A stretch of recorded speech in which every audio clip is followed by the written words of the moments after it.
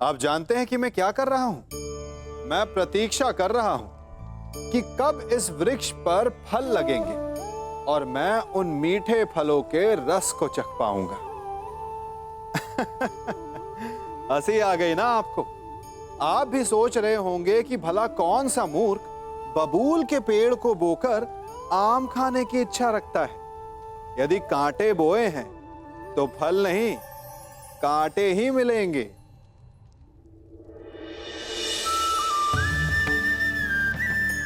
देखा, रक्त बह गया। ठीक ऐसा ही हमारे कर्मों के साथ होता है।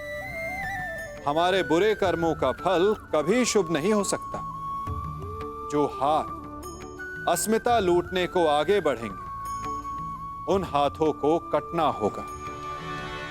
जो दृष्टि बुरी बनकर स्त्री पर पड़ेगी, उन्हें अनजान नहीं, रक्त के अश्रु भोगने होंगे। जिसने अपने जीवन में छल किया, उसे अपने ही छल के भार तले दब कर मिट जाना होगा। समय रहते जिसकी आंखें नहीं खुली, समय उसकी आंखें बंद कर देता है।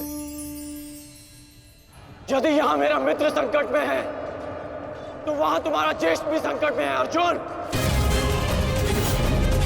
अब निर्णय तुम्हारा है। अपने ज्येष्ठ के प्राण बचाओ या उसके दम घुटने की प्रतीक्षा करो। सेनापति कर्ण, मेरी रक्षा करो।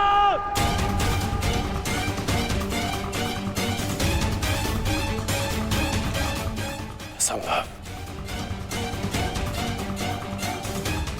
भीम तो बंधन में बंधा है, फिर तो शासन क्यों चीख रहा है?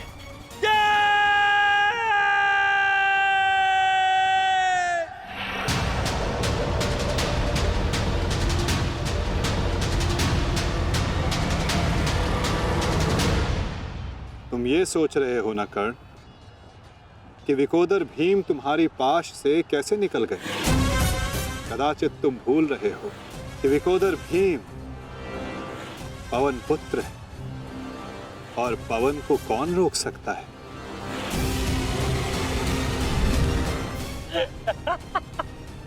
वाह रे वाह कुंती पुत्र हो,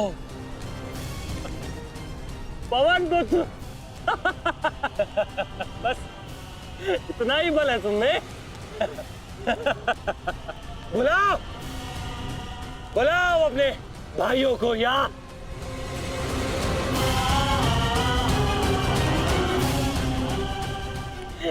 पांच पिताओं को।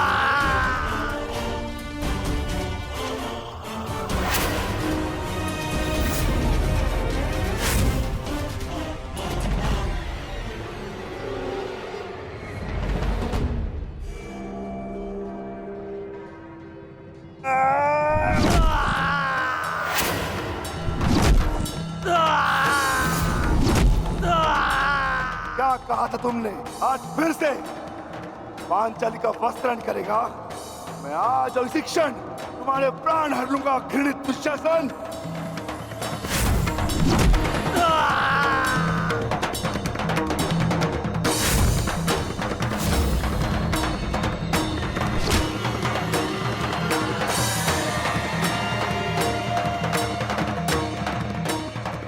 इसी भांति तुम पांचाली के केश पकड़कर द्यूत सभा में लाए थे ना?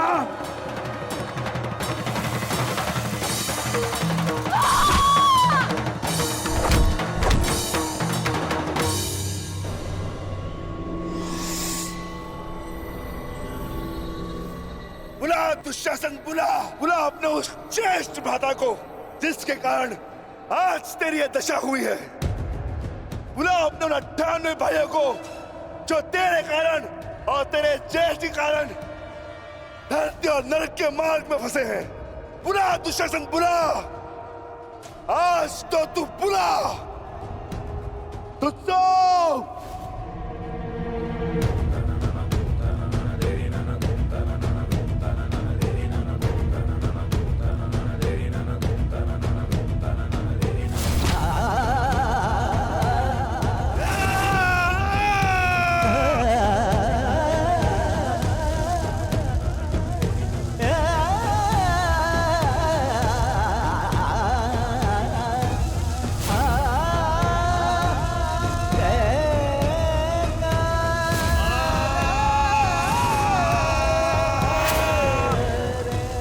इसी भांति तुमने पांचाली के केश पकड़कर उसे घसीटा था ना?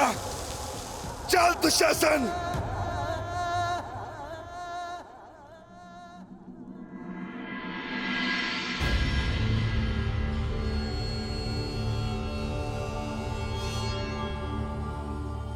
प्रणिपात माता।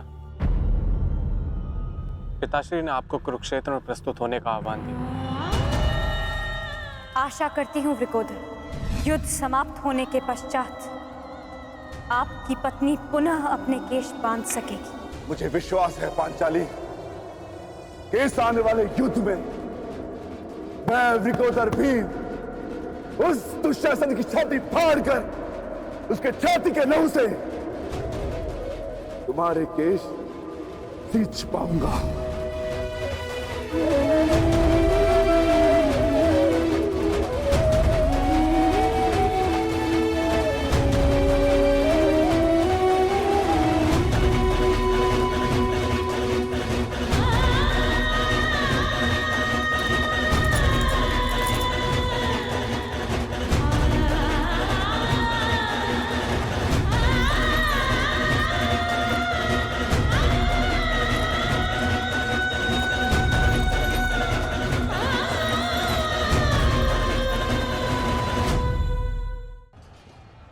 भ्राता भीम की पुकार का अर्थ तो समझ रहे हो ना दुर्योधन?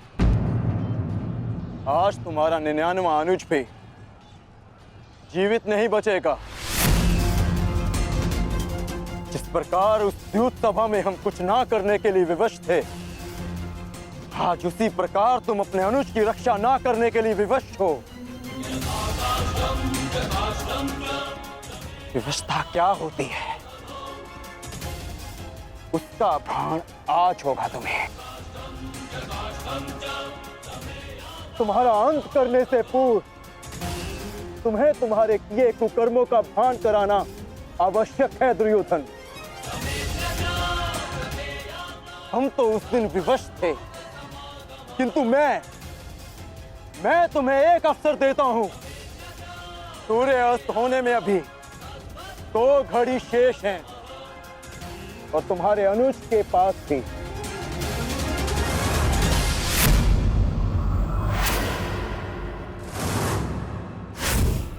जाओ, बचा सकते हो तो बचा लो अपने अनुज को।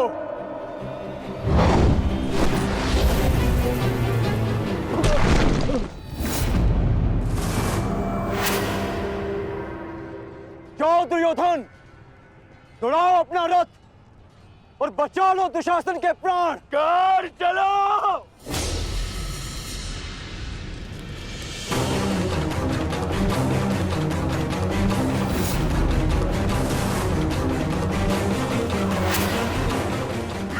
वर्तमान रखना कौन? आज किसी के रथ का वेग भ्राता भीम के प्रहार से अधिक शक्तिशाली नहीं होगा। आज पांचाली के अपमान का प्रतिकार लेने से कोई नहीं रोक सकता भ्राता भीम को।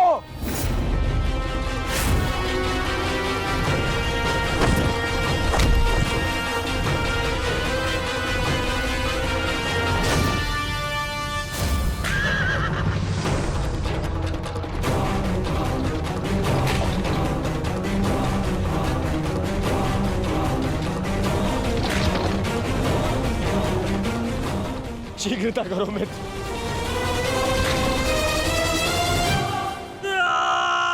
चीखो दुशासन चीखो, इतना चीखो कि अंधा युग तुम्हें सुन तो सके कि जिन्हें द्रौपदी का क्रंदन दिखाई ना दिया उन्हें तेरा ये रुदन सुनाई तो दे। चीखो दुशासन कि संसार को संदेश मिले कि क्यों किसी स्त्री का अपमान नहीं करना चाहिए।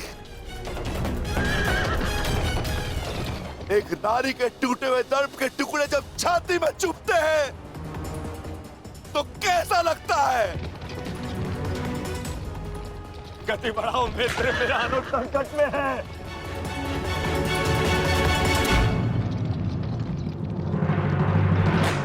इस बाएं हाथ से तुमने द्रौपदी के केश पकड़े थे ना? स्मरण है ना नीच?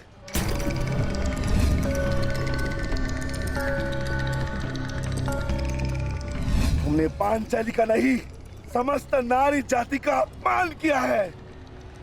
आपको तुम्हारे धड़ पर रहने का कोई अधिकार नहीं।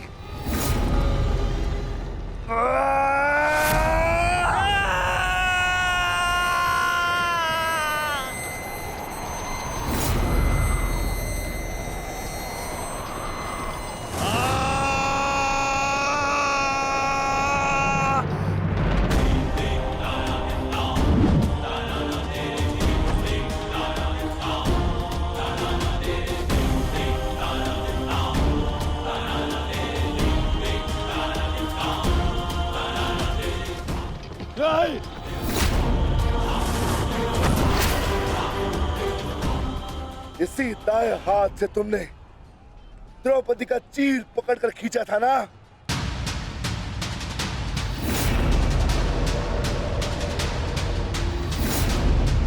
अब चीर क्या, तुम लीर भी नहीं खींच पाओगे।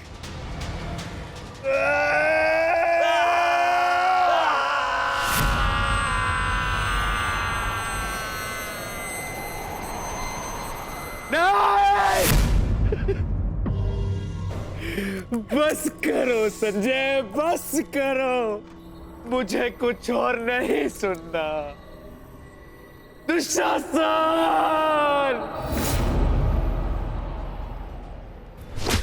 इसी छाती को पीट पीट कर तुमने पुरुषार्थ का ढोल पीटा था ना? अपने पुरुष होने का दम भरा था ना? अब मैं पीटता हूं तुम्हारी छाती।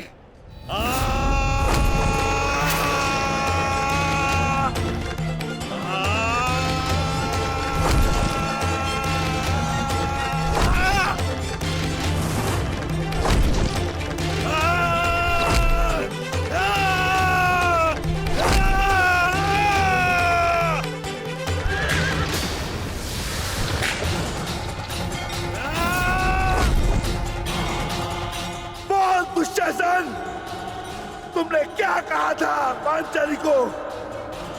बोल, तुमने क्या कहा था पांचाली को? वैश्या! बोल दुशासन, फिर से बोल।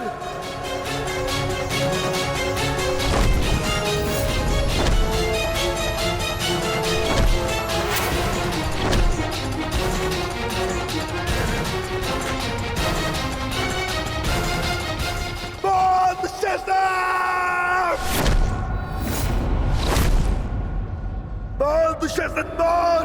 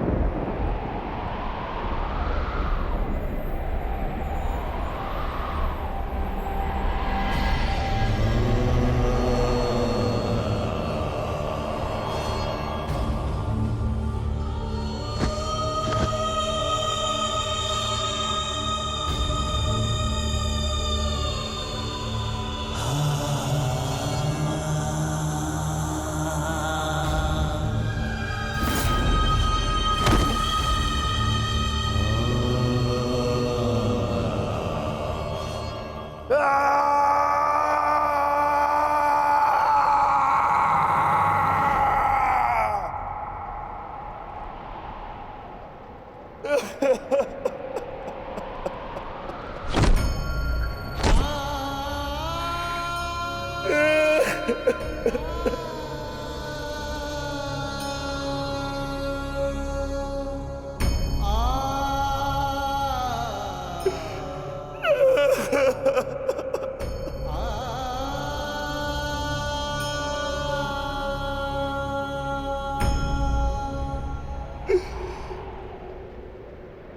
पांडुपुत्र था, मैं देवपुत्र था। तुमने मुझे क्या बना दिया दुशासन?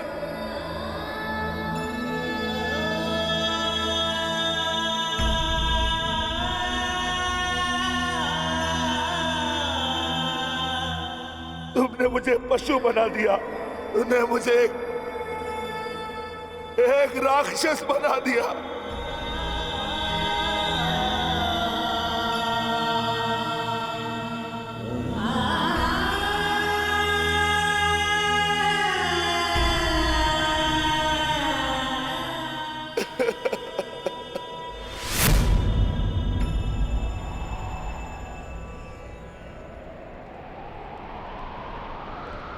मैंने अपनी प्रतिज्ञा पूर्ण की पांचाली, परंतु मेरे प्रश्न का उत्तर पूर्ण नहीं हुआ। क्यों मुझे ऐसे युग में जन्म लेना पड़ा जहां मुझे अपने ही भाई के रक्त से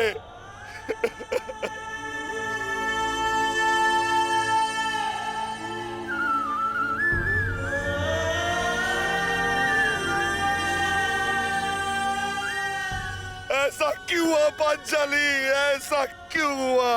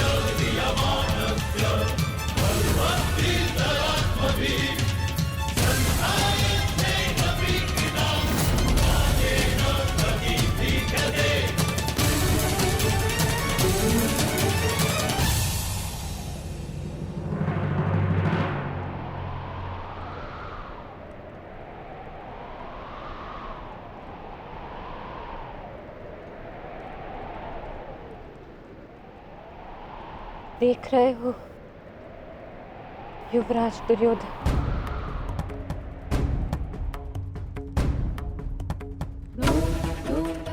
देख रहे हो अंगराज कर्ण, ये लहू, ये रक्त, ये 5 गांव ना देने का मूल्य नहीं।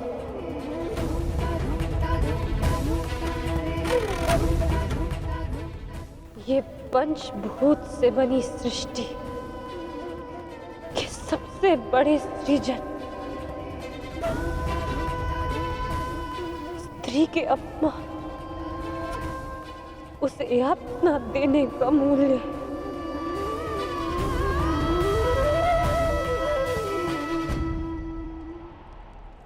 एक स्त्री, एक माता, एक पत्नी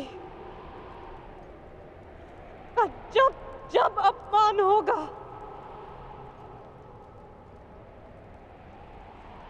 तब तब ऐसा दृश्य दोहराया जाएगा।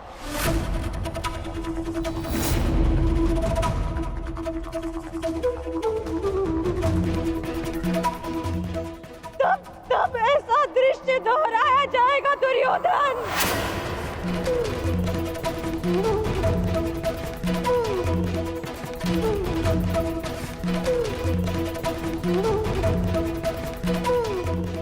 एक स्त्री को अश्रुओं से स्नान कराने का मूल्य रक्त स्नान से चुकाया जाएगा। आज मेरी पीड़ा कम नहीं हुई है, और बढ़ गई है।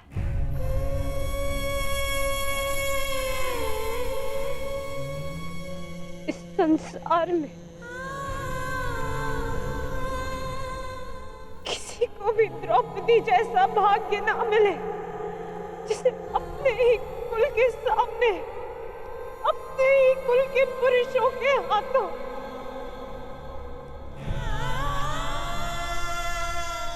अपमान सहना पड़ा,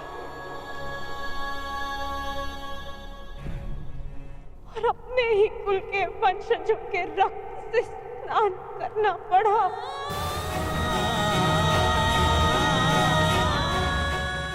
हे ईश्वर, इस संसार में किसी को भी द्रौपदी बनाकर जन्म मत देना।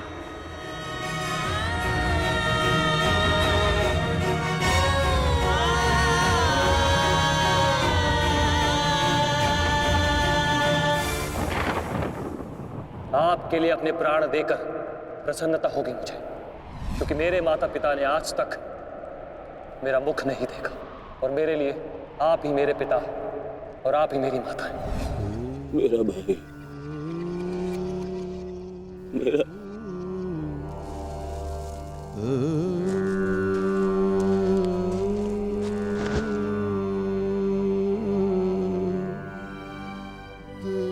दुशासन,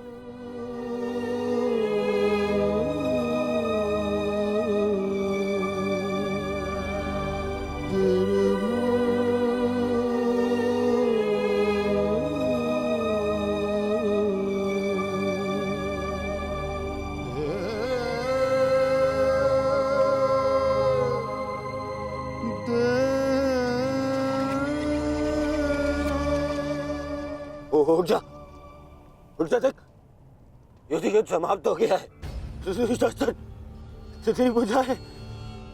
तेरी भुजाओं के बल के सहारे ही तो मुझे संसार पर राज्य करना था।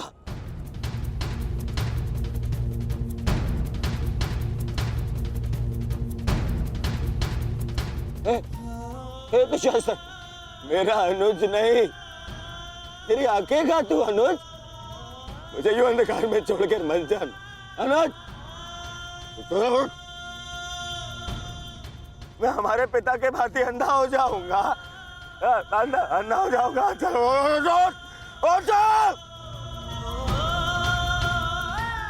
अरे अरे इसकी बुझाए क्या है? अरे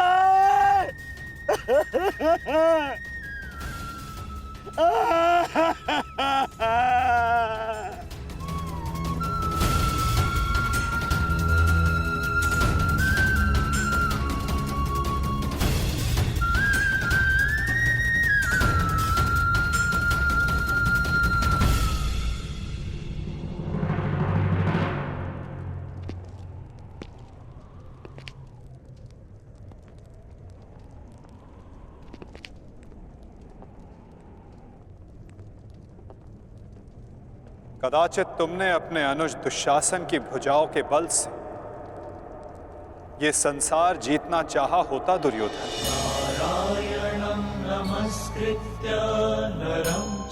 तो आज सारा संसार तुम्हारा दास होता, किंतु नहीं, तुमने इसकी भुजाओं के बल से एक स्त्री का वस्त्र हरण करना चाहा दुर्योधन। कदाचित तुमने इसकी दुर्जयता के बल से तीनों लोकों पर शासन करना चाहा होता दुर्योधन, तो आज तुम्हें वो भी मिल जाता, परंतु नहीं, तुमने ऐसा नहीं किया दुर्योधन। तुमने अपने अनुज दुशासन के मन में कुटिलता और कुचक्र का षड्यंत्र रच दिया। कदाचित तुमने अपने नेत्रों को उचित मार्ग दिखाया होता दुर्योधन, परंतु तुमने अपनी उन आंखों से महाविनाश का स्वप्न देखा।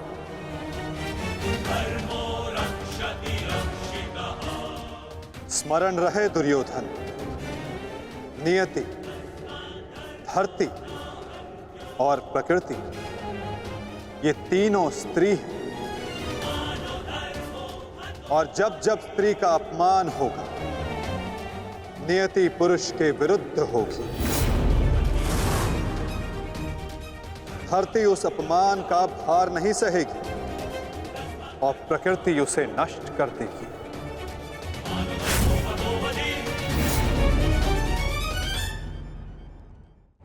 क्यों खेला तुमने जुआ दुर्योधन? क्या तुम्हारे अनुजों में, क्या तुम में पुरुषार्थ कम था जो द्यूत खेलने की आवश्यकता पड़ी?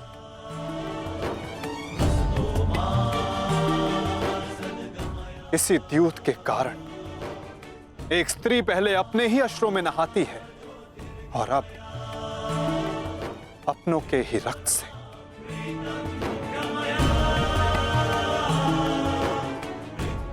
क्यों किया तुमने ये लालच दुर्योधन? क्यों रचा ये कुचक्र?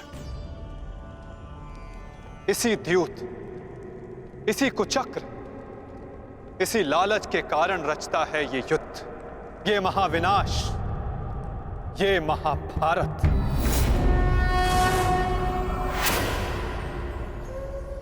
क्यों आज एक भ्राता को अपने ही अनुज के रक्त को पीना पड़ा और दूसरा आज स्वयं के रक्त में लथपथ है?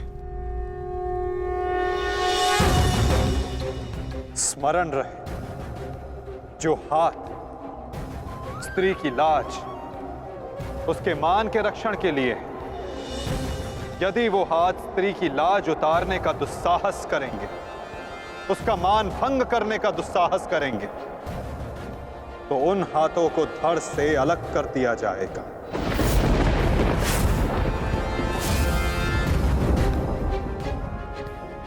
जो वस्त्र हरण करेंगे उनका प्राण हरण होगा। जब जब किसी की आंखें अनुचित होता देखना स्वीकार करेंगी, तब तब उन आंखों को बंद होना होगा।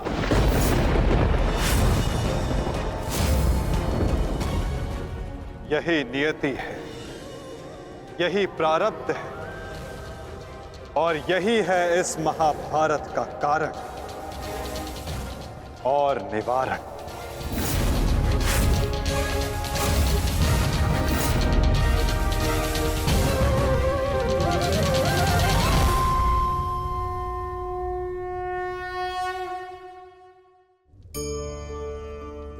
इन भिन्न भिन्न प्रकार के पात्रों को देख रहे हैं आप? क्या आप बता सकते हैं कि इन पात्रों में क्या रखा है? आपको लग रहा होगा कि इसमें भिन्न भिन्न प्रकार के द्रव्य हैं, है ना? परंतु ऐसा नहीं है। इन सभी में एक ही जल है। देखिए,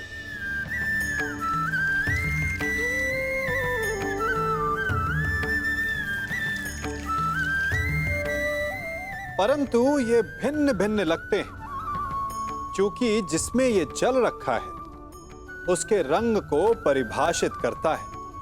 अब यूं समझिए कि इस पात्र में रखा जल हम हैं और ये पात्र वो संगति है जिसमें हम रहते हैं।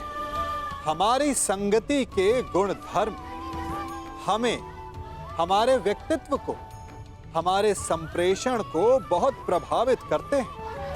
इसलिए अपनी संगति पर जिनके साथ रह रहे हैं उन्हें चुनने में सावधानी बरतें, क्योंकि जल को अपना पात्र चुनने का अधिकार नहीं है, किंतु हमें अपनी संगति चुनने का अधिकार अवश्य है।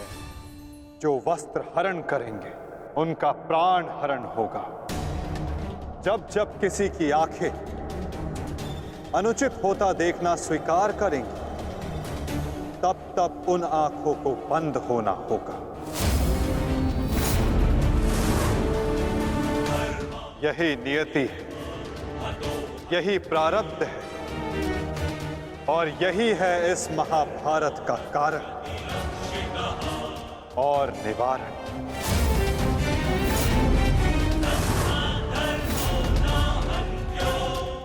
अधर्म की ओर धर्म के बढ़ते बाणों को रोकने का प्रयास करने वालों को बाणों की शैया पर विश्राम करना होगा। जो अधर्म की आज्ञा पर शीश झुकाएंगे, उन्हें स्वयं का शीश कटाना होगा।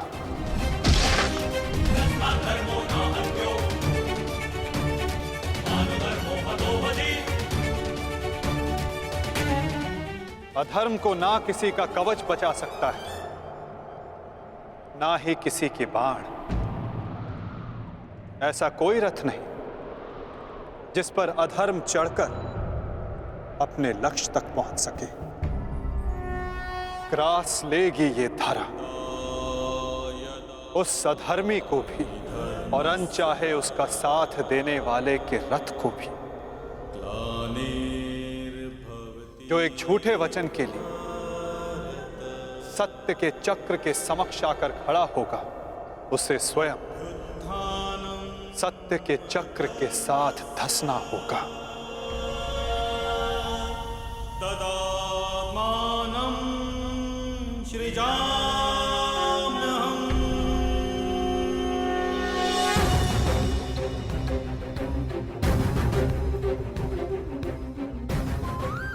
ये तुम्हारे अपमान का नहीं, समस्त स्त्री जाति के अपमान का प्रतिकार है पांचाली।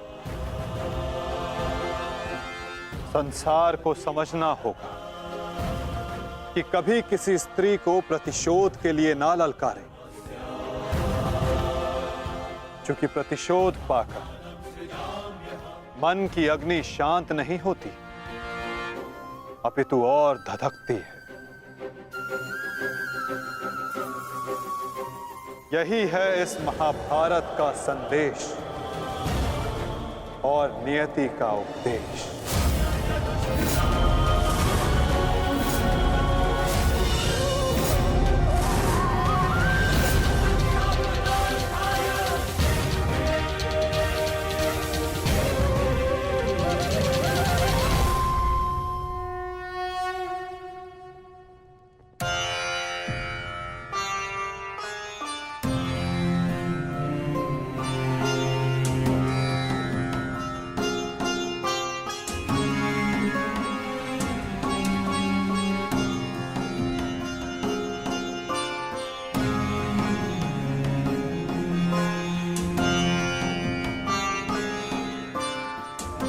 अपने आप को संभालो मित्र, एक योद्धा को रोकर विदा नहीं करते।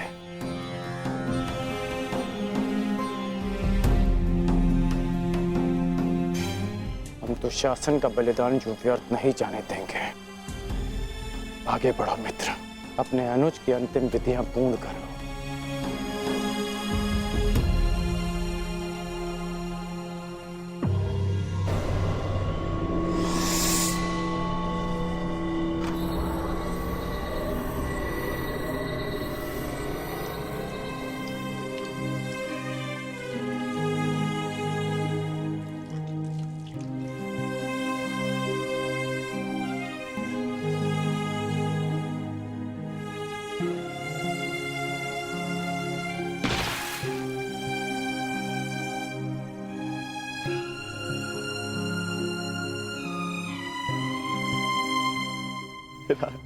अच्छा,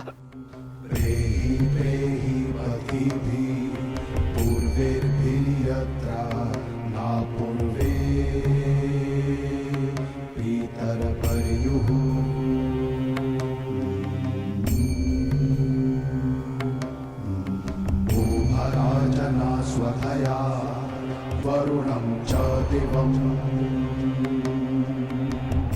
पुत्र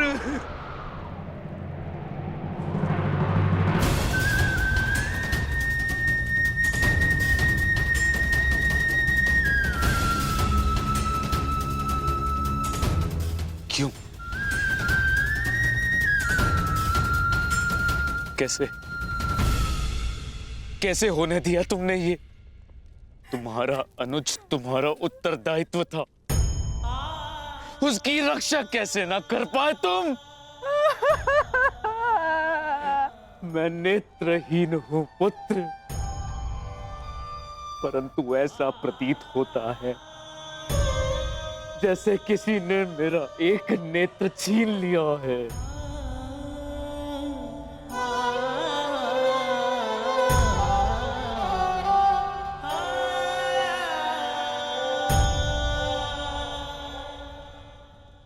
कहते हैं सर्वनाश उत्पन्न होने पर जो उसे आधा बचा ले पुत्र, वो ज्ञानी होता है पुत्र। मैं अपने 99 पुत्रों को तो खो चुकी हूँ, परंतु मैं अपना अंतिम पुत्र नहीं खोना चाहती, नहीं खोना चाहती।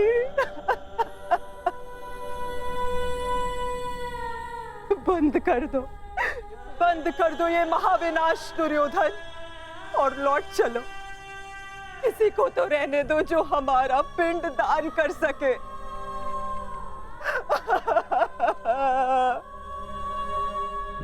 चलो पुत्र, लौट चलो। नहीं, अब इस युद्ध को रोका नहीं जा सकता। मैं इस युद्ध के ऐसे पड़ाव पर पहुंच चुका हूं जहां से पीछे लौटना संभव नहीं। ये दलदल या तो मुझे निगल जाएगा और या मैं इसे समाप्त कर दूंगा। अब या तो उन पांडवों का अंत होगा और या तो मेरा। नहीं, उससे पूर्व कदाचित ये युद्ध नहीं रुक सकता। अब ये युद्ध ना मुझे राज्य के लिए लड़ना है और ना ही सम्राट बनने के लिए। ये युद्ध करना है प्रतिकार के लिए। जिन पांडवों ने मेरे 99 भ्राताओं का वध किया, उनके वंश का समूल नाश करूंगा मैं।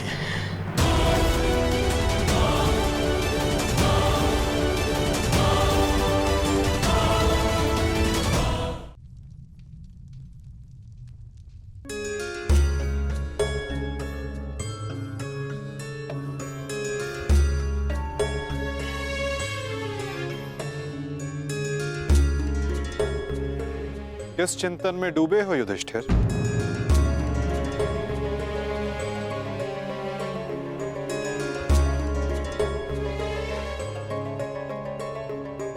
प्रणिपात वासुदेव।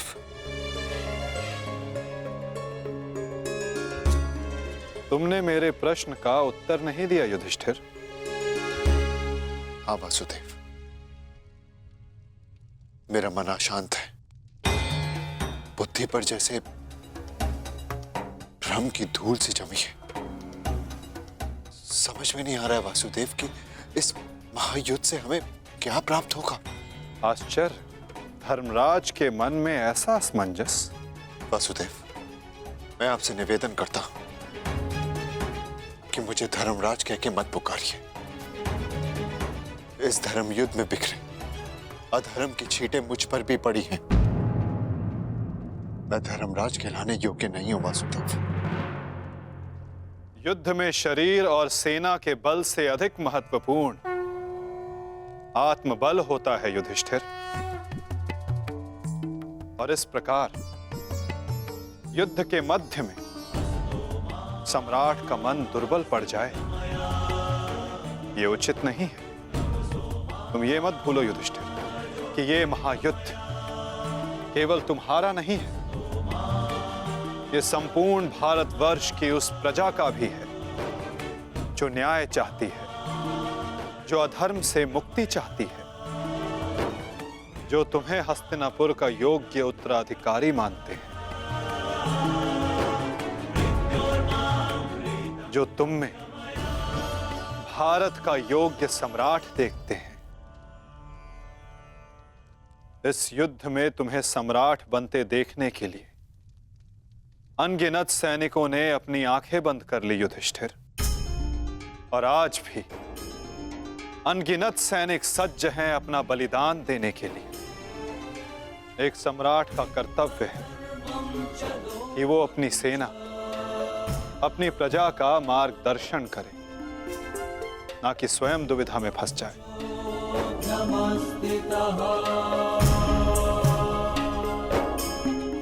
किंतु प्रश्न ये है कि सम्राट के मन में ये प्रश्न आया क्यों?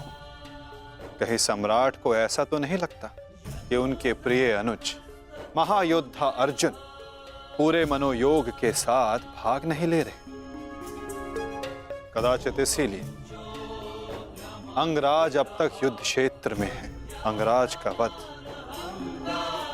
केवल अर्जुन के हाथों संभव है। यदि युद्ध भूमि में अर्जुन अंगराज का वध कर देते हैं तो अवश्य ये संभव है युधिष्ठिर।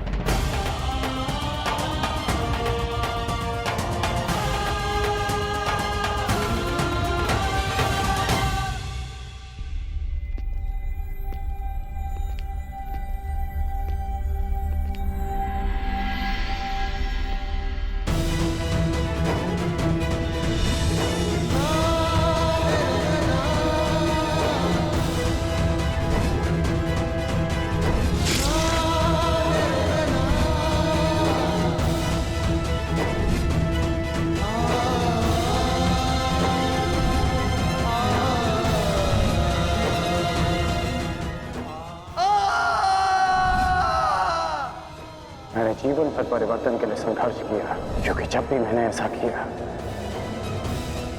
तो मैंने लोगों की आंखों में आशा की किरण देखी।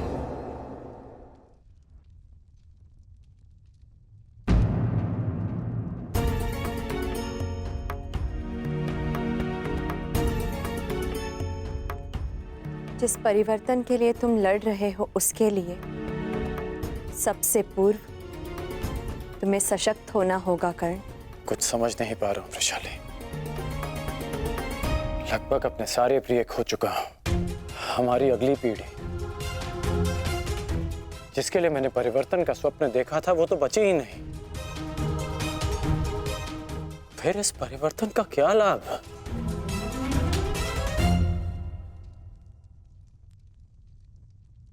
तुमने जो जो सहा है मुझे उसका भान है कर्ण, परंतु कुछ नवीन पाने के लिए बलिदान करने ही पड़ते हैं।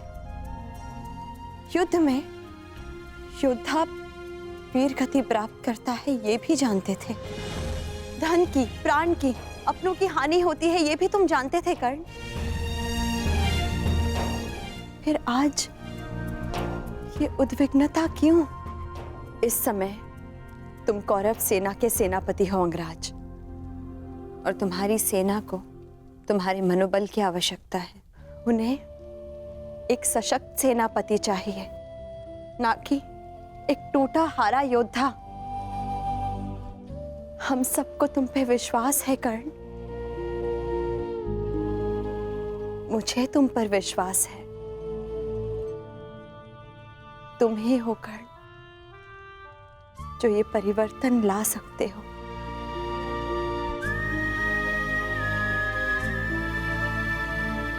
मैंने तुम्हें कितने कष्ट दिए हैं, फिर भी सदा तुमने मेरा साथ दिया, मुझे साहस दिया।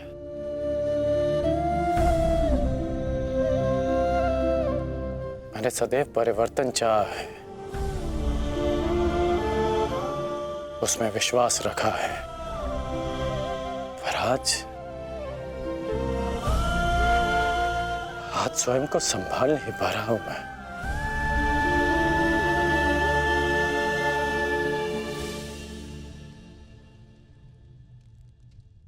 स्वयं को संभालो सरसेनापति, इस तरह टूटो मत,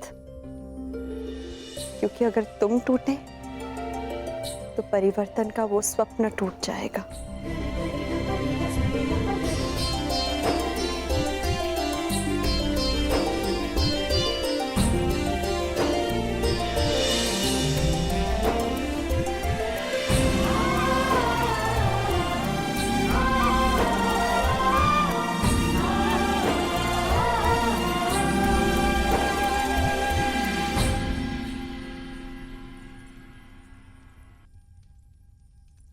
जी। एकांत। जी, मैं कुछ मत कहो कुंती। समय ने मुझे उस मोड़ पर लाकर खड़ा कर दिया है जिस मोड़ पर ना तो मेरे पास कुछ कहने के लिए है और ना ही सुनने के लिए। तुम्हें स्मरण है तुम्हें वो समय कुंती जब हमारे हस्तिनापुर में हर्ष, खुशी, उल्लास और आनंद होता था। मुझे दंभ होता था कि मेरे कक्ष में 100 और तुम्हारे कक्ष में 5 दीपक हैं। परंतु आज मेरा ये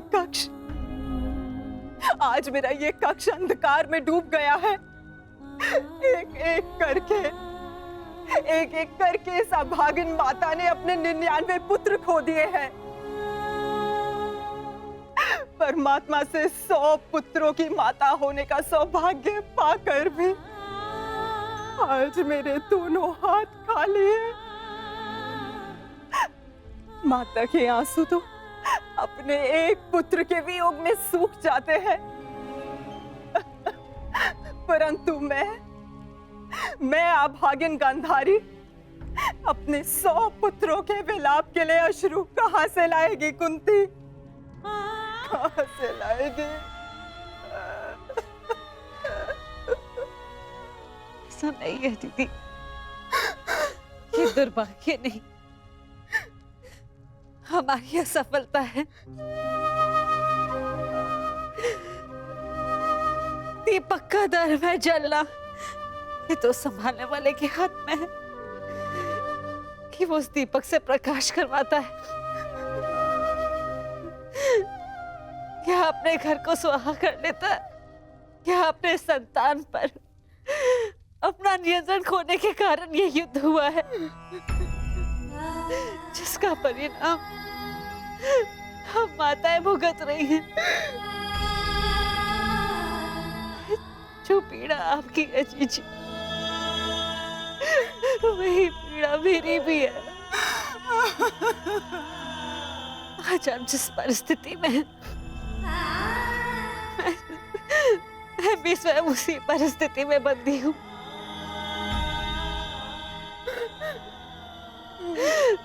भाइयों को लड़ते देख कौन सी माता प्रश्न हो।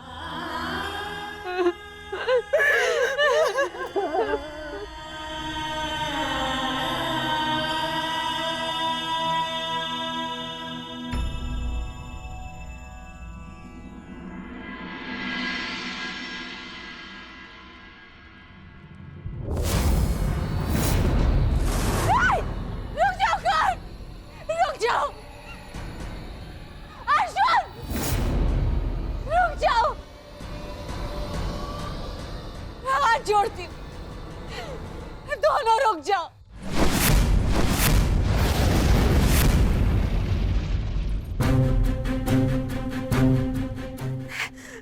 ऐसा नहीं होने दूंगी।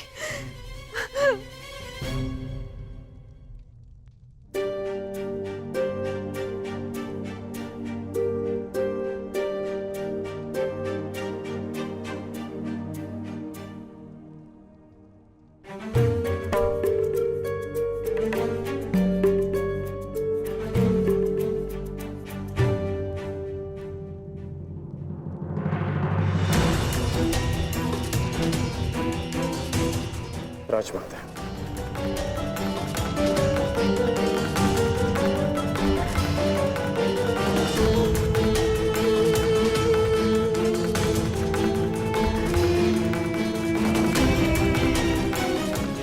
बड़ी बात राजमाता, ऐसा क्या हो गया कि आपको इस समय यहाँ आना पड़ा? कुछ शुभ क्षणों ने मेरे मन को व्याकुल कर दिया है। मैं समझ सकता हूँ। जिस माता के सारे पुत्र युद्ध पर हों, उस माता का मन व्याकुल होना स्वाभाविक है। बात ये नहीं है, मैंने दुस्वप्न देखा है। कैसा दुस्वप्न? तुम बांध छड़ा आगे जा रहे हो, अर्जुन भी सजा है, और तुम दोनों ने बांध संधान कर दिया और मैं बीच में आ गई, किंतु तुम दोनों ने बांध छोड़ दिया। फिर क्या हुआ? फिर मेरा सपना टूट गया। जो स्वप्न आपने पूरा देखा ही नहीं, उसके लिए आप व्यथित क्यों हो रही हैं? मैं व्यथित हूं क्योंकि बाण किसी का भी हो, किसी की भी छाती भेदे, पीड़ा मेरे को ही होनी है। संसार की दृष्टि में आपकी कोख 5 बार भरी है। ये आपका दुर्भाग्य था या मेरा प्रारब्ध? हमें इसे स्वीकारना होगा राजमाता। तुमसे विनती करती हूँ, इस युद्ध को त्याग दो। क्या ये विनती आप अर्जुन से कर सकती हैं? बताइए।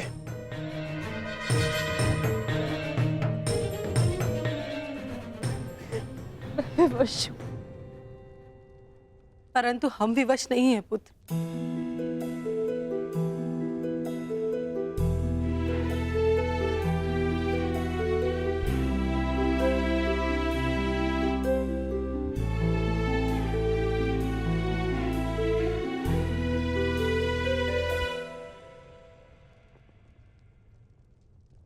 छोड़ दो ये युद्ध पुत्र, छोड़ दो।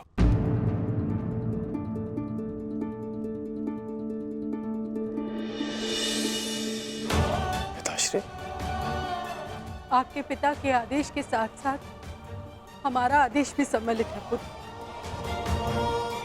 छोड़ दो ये युद्ध पुत्र। ये युद्ध परिवर्तन के लिए नहीं, विनाश के लिए।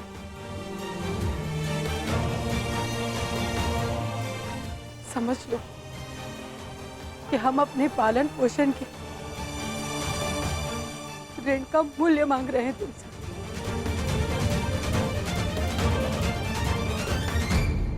लौट चलो पुत्र, लौट चलो। लौट चलता, लौट चलता यदि मैं केवल राधेकरण होता।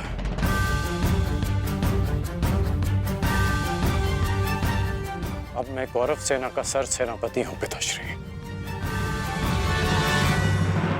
मैं नहीं लौट सकता।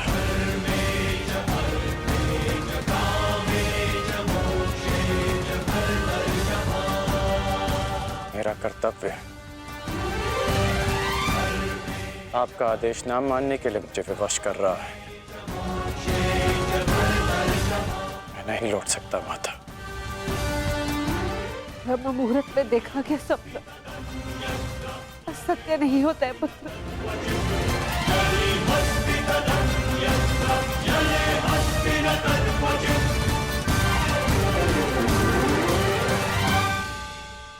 आपका स्वप्न टूटा है राजमाता, परंतु मेरा वचन नहीं टूटेगा।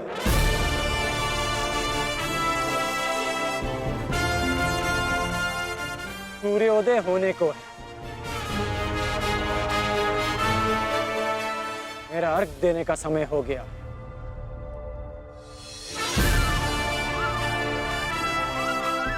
आज्ञा दीजिए। प्रणिपात।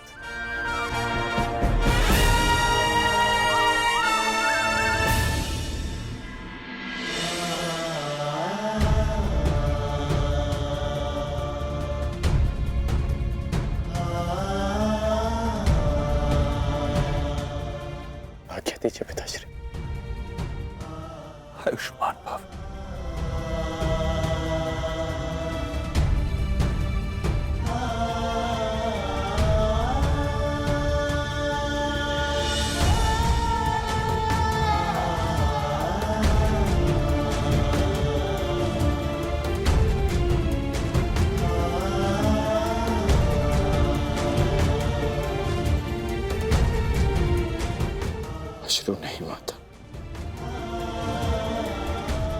चलता।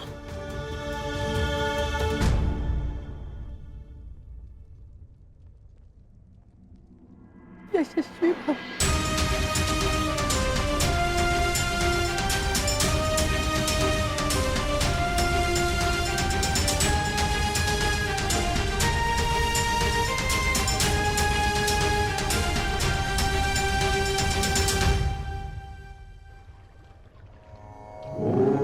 सूर्याय नमः। ॐ भार्गवे नमः। ॐ तताय नमः।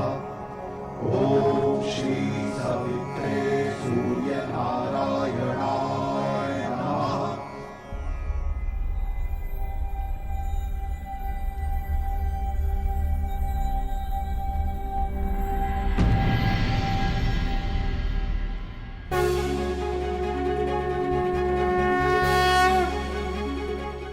प्रणाम गुरुदेव, प्रणाम।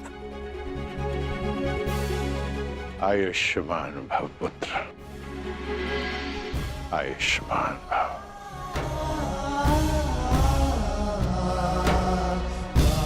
गुरुदेव, आप यहाँ?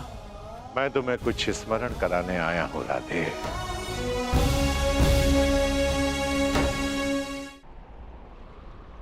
मुझे स्मरण है गुरुदेव, ये अर्घ्य देते समय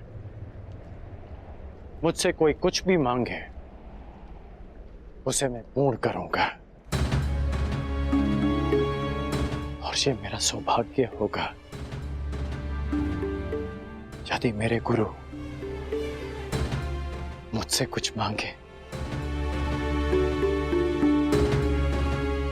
आदेश दीजिए गुरुदेव। मैं तुमसे कुछ मांगने नहीं आया हूं पुत्र, तुम्हें कुछ और स्मरण कराने आया हूं। क्या गुरुदेव?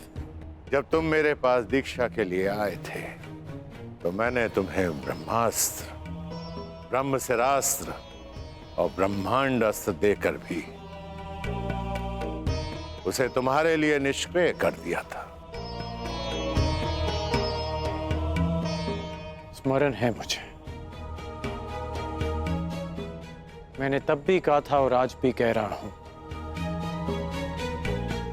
कि गुरु का श्राप भी आशीर्वाद होता है। मुझे उस बात का कोई दुख नहीं गुरुदेव।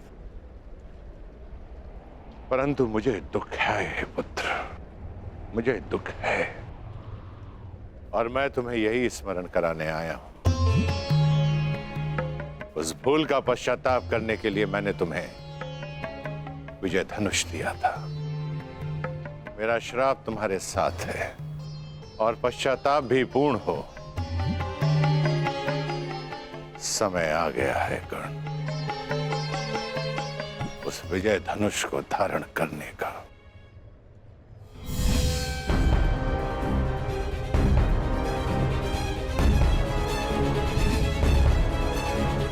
विजय धनुष का आवाहन करो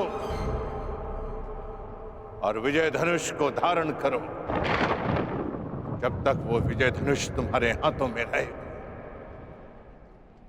इस संसार में कोई भी शत्रु तुम पर विजय नहीं पा पाएगा।